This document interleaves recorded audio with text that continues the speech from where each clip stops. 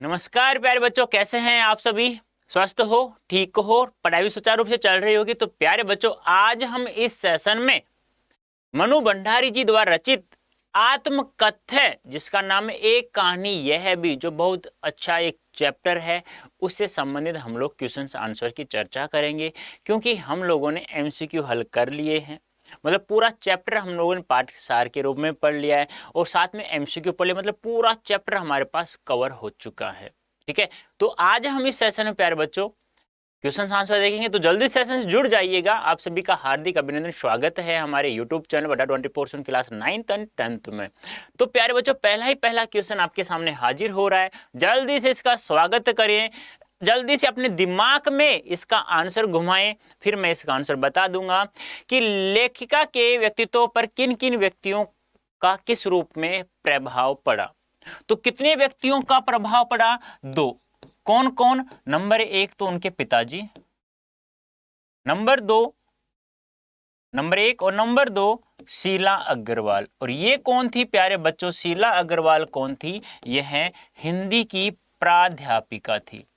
कौन थी? हिंदी की प्राध्यापिका। इन्हीं के कारण से वो हिंदी साहित्य में उनकी रुचि हुई।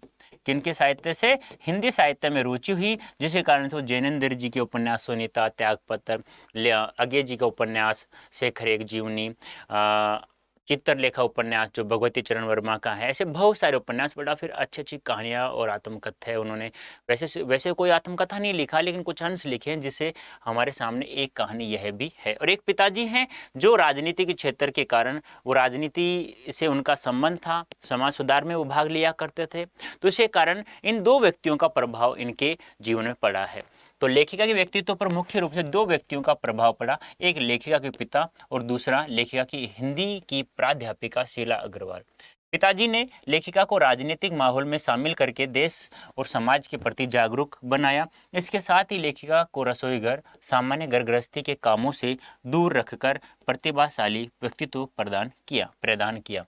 हिंदी प्राध्यापिका शीला अग्रवाल ने लेखिका को क्रियाशील, जागरूक और आंदोलनकारी बनाने में तथा साहित्य में अपनी अहम भूमिका निभाई। इसके साथ ही उन्होंने लेखिका को क्रांतिकारी और विद्रोही बनाया तथा लेखिका का साहित्य क्षेत्र में प्रवेश कराया। इसके साथ ही अच्छे लेखकों की रचनाएं पढ़ने के लिए भी प्रेरित किया। यानी कि आपको सीधे से ध्यान रखना, आपसे एक क्वेश्चन पूछा जाए कि मनु भंडारी अर्थात लेखिका को एक कहानी यह भी आत्मकथ्य में, यानी कि हिंदी साहित्य के अंतर्गत मार्गदर्शन किसने प्रदान किया?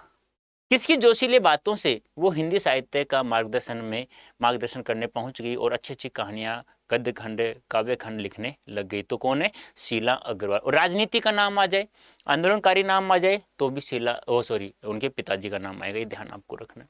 नेक्स्ट क्वेश्चन है, इस आत्मकथा नहीं, सॉरी बेटा, ये क्वेश्चन में भी थोड़ा गलत लिखा हुआ है।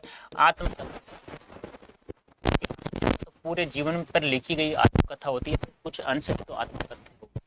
इस आत्मकथा में लेखिका के पिता ने रसोई को बठियार खाना कहकर क्यों? क्योंकि वो समझता था, वो मानता था कि इसमें केवल भारी चौका खाना बनाने से ही व्यक्ति का जीवन समाप्त हो जाता है। बस उस गृहस्थी में रहने से वो बाहर की बातों नहीं समझ पाती है। राजनीति की क्षेत्र, देश में क्या हो रहा है, बाहर क्या हो रहा है, अंदर क्या हो रहा है, उसे पता होना चाहिए। इसलिए वो बठियार का, यानी कि व्यक्ति का जो भी कहते हैं ना कि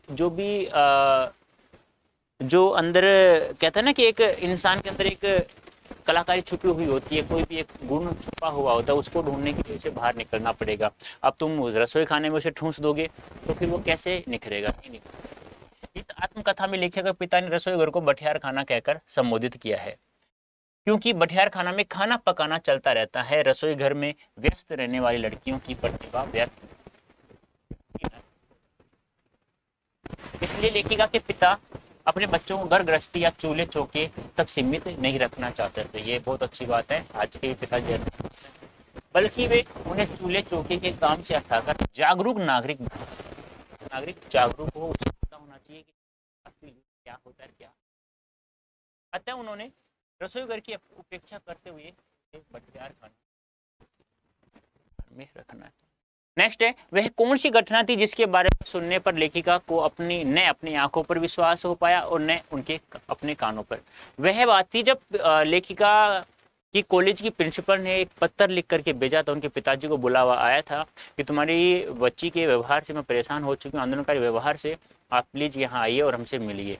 यानी कि ऐसा नहीं लिखा था डायरेक्ट, इतना लिखा था कि लेखिका के प्रिंसिपल का पत्र आया और वो भड़क उठे थे और गुस्से में आ गए थे कि मेरे 4 बच्चे और भी थे, इसके अलावा उन्होंने कभी मुझे ऐसा दिन नहीं दिखाया और ये बच्ची मुझे बदनाम करने पर तुली हुई है। गुस्से से गए, लेकिन जब वो वापस आए तो गर्व से सीना फुलाते हुए आए और मैडम को भी उन्होंने ये कहा, प्रिंसिपल से, ये वक्त है मैडम आंदोलनकारियों का, आप इसमें कुछ नहीं कर सकते हैं और मेरे बेटे पर मुझे गर्व है कि आज वो आंदोलनकारी पूर्ण रूप से भाग ले रही है, समाज सुधार कार्य कर रही है। तो उनके कानों पर ऐसा विश्वास नहीं हुआ। एक बार जब कॉलेज की प्रिंसिपल ने लेखिका के पिता को पत्र लेकर कॉलेज में बुलाया, तब उनके पिता को लगा कि उनकी पुत्री ने कॉलेज में अवश्य कोई गंभीर शरारत की होगी। अतः पत्र पढ़कर वे अचानक गुस्से से लाल हो गए, क्योंकि वे पहले से ही लेखिका के विद्रोही स्वभाव से क्या थे, परेशान थे। उन्हें लगा कि इस लड़की के कारण उन्हें सिर झुकाना पड़ेगा, इसलिए वे बड़बड़ाते हुए कॉलेज गए। जब वे कॉलेज पहुंचे तब उन्हें पता चला कि उनकी लड़की तो सब लड़कियों की चहेती नेत्री है, यानी कि नेता का स्त्रीलिंग क्या होगा, नेत्री होगा, ध्यान रखना। वे सब प्रिंसिपल की बातें न मानकर उसकी ही बातें मानते और पिताजी भी यही चाहते थे कि मेरी बेटी राजनीति में बढ़ चढ़कर भाग ले। और उसके कहने पर सब लड़कियां कक्षा छोड़कर मैदान में आ जाती हैं, इसलिए प्रिंसिपल का कॉलेज चलाना मुश्किल हो गया है। यह सुनकर पिता गर्व से फूल गया, सीना चौड़ा हो गया और वे यह सुनकर गदगद हो गए। फिर उन्होंने प्रिंसिपल से कहा, यह आंदोलन तो समय की पुकार है, इसे कैसे रोका जा सकता है भाई। जब लेखिका की मां ने पिता की कही बात लेखिका को बताई, तब वह यह सुनकर स्तब्ध रह गई, अवाक रह गई। स्तब्ध भी लिख सकते हो, अवाक भी लिख सकते हो। अवाक रह गई। उस समय न उसको अपनी आंखों पर विश्वास हो रहा था, न अपने कानों पर यह क्या था, हकीकत था। नेक्स्ट है, लेखिका की अपने पिता से वैचारिक टकराहट को अपने शब्दों में लिखिए। यानी वैचारिक टकराव, यानी उनके पिता के विचार और लेखिका के विचार आपस में मिलते नहीं थे, टकराहट होती थी। क्यों? क्योंकि लेखिका को एक घर की सीमा में बांधा गया था जो लेखिका को पसंद नहीं था। आंदोलनकारी वो लड़कों के साथ आंदोलन करना चाहते थी, जगह जगह अपनी, जब वो राजनीतिक क्षेत्र में पिताजी कूदाना ही चाहते थे, वो अच्छी तरह कूदना चाहते थे, लेकिन वो घर की सीमा से बंधन में जुटी। दूसरी सबसे बड़ी बात, उन्होंने लेखक राजेंद्र यादव जी से उन्होंने शादी की थी पिता के अनुमति के बिना, और इसलिए उनके विचारों में टकराहट थी। लेखिका के पिता का स्वभाव क्रोधी व शक्की था। शक्की क्यों हो गया था? अपनों के विश्वासघात के कारण, अपनों के विश्वासघात के कारण। वे लेखिका को देश समाज के प्रति जागरूक बनाना चाहते थे, लेकिन वे उसे घर की 4 दीवारी तक सीमित रखना चाहते थे। कौन? उनके पिताजी। लेकिन वो 4 दीवारी में पूरा मोहल्ला था, लेकिन वो फिर भी मोहल्ले से बाहर निकलना चाहते थे। लेखिका को पिता की यह सीमा स्वीकार नहीं थी। वह सक्रिय रूप से आंदोलनों में भाग लेना चाहती थी। लेखिका पिता की इच्छा के विरुद्ध विवाह किया। किससे? राजेंद्र यादव से। इसलिए इससे लेखिका की उनके पिता से वैचारिक टकराहट थी। नेक्स्ट है प्यारे बच्चों, इस आत्मकथ्य के आधार पर स्वाधीनता आंदोलन के एक दृश्य का चित्रण करते हुए मनु भंडारी की भूमिका को रेखांकित कीजिए।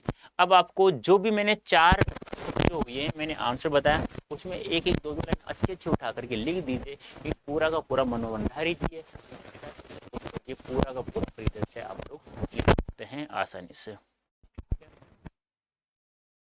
सन 1942-47 तक का समय स्वतंत्रता आंदोलन का समय था। इस समय में पूरे देश में देशभक्ति की भावना अपने पूरे जोश के साथ बह रही थी, यानी सभी में उफान था स्वतंत्रता का। हर जगह आंदोलन, जुलूस आदि हो रहे थे। स्कूल और कॉलेजों के लगभग सभी विद्यार्थी अपनी अपनी कक्षाओं को छोड़कर जुलूसों, आंदोलनों और प्रभात फेरियों में शामिल हो रहे थे। ऐसे वातावरण में लेखिका भी अपना उत्साह और जोश दिखाने में पीछे नहीं रही। उन्होंने अपने पिता की इच्छा के विरुद्ध जुलूसों, आंदोलन, प्रभात फेरियों में खुलकर भाग ही नहीं लिया, बल्कि अपने सहपाठियों, सहयोगियों को भी भाग लेने के लिए प्रेरित किया, प्रोत्साहित किया।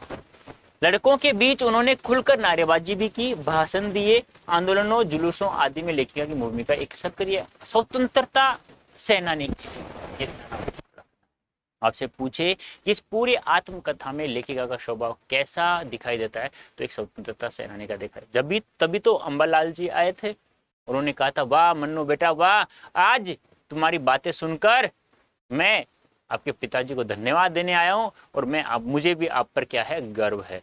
लेकिन एक नालायक जो पिताजी का दकियानूसी मित्र था, वो उन्हें मतलब भड़काकर चला गया था कि तुम्हें तो अपनी इज्जत की परवाह नहीं है, वो तो मन्नू तो ऐसे हो गई वैसे हो गई है, जगह जगह नारेबाजी कर रही है, तुम्हें अपनी इज्जत के सवाल नहीं है क्या, वो एक लड़की है एक बच्ची है, उसको ऐसा कैसे करने दे सकते हैं आप।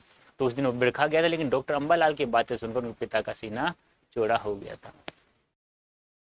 लेखिका द्वारा पढ़े गए उपन्यासों की सूची बनाइए। देखो ये मैंने क्वेश्चन इसलिए दिया है कि आपसे पूछा जाए लेखिका ने कौन कौन से उपन्यास पढ़े, ऐसे आ सकता है। या आपसे एमसीक्यू में आ सकता है कि त्यागपत्र सुनीता उपन्यास के लेखक कौन है, तो कौन है, जैनेन्द्र है। शेखर एक जीवनी का कौन है, अज्ञे है। चित्रलेखा कौन है, भगवती शर्मा, भगवती प्रसाद वर्मा है, सॉरी भगवती चरण वर्मा जी हैं। तो ऐसे आपको याद करना होगा। कौन कौन से उपन्यास पढ़े ऐसे आ जाए तो भी आपको यही आंसर लिखना है।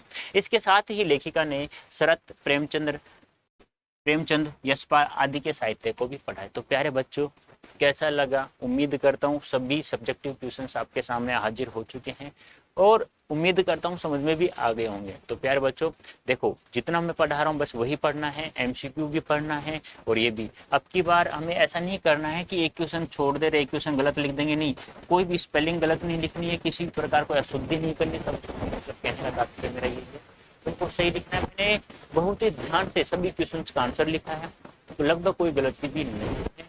और ऐसा आप लोग लिख दोगे ना तो आप लोग 100% मार्क्स प्राप्त करोगे, और अपने साथ साथ अपने माता पिता और हमारा भी नाम रोशन करोगे।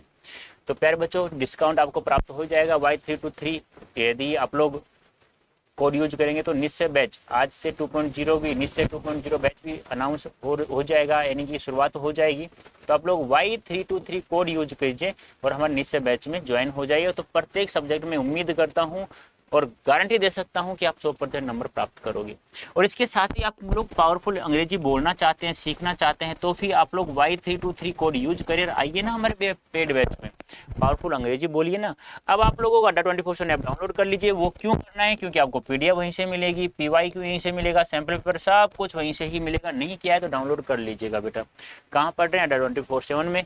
अब देख लीजिएगा, समझ में आ जाए तो तुम्हारी मर्जी है, नहीं तो फिर ईमानदारी से तो पढ़ना ही है, और मर्जी तुम्हारी है ही लाइक करने की, करो तो तुम्हारी मर्जी, नहीं करो तो अच्छा लगता है तो करना है, क्योंकि हमें अच्छा लगता है, हमें अच्छा लगता है तो। ओके प्यारे बच्चों अभी के लिए इतना ही, धन्यवाद, थैंक यू सो मच।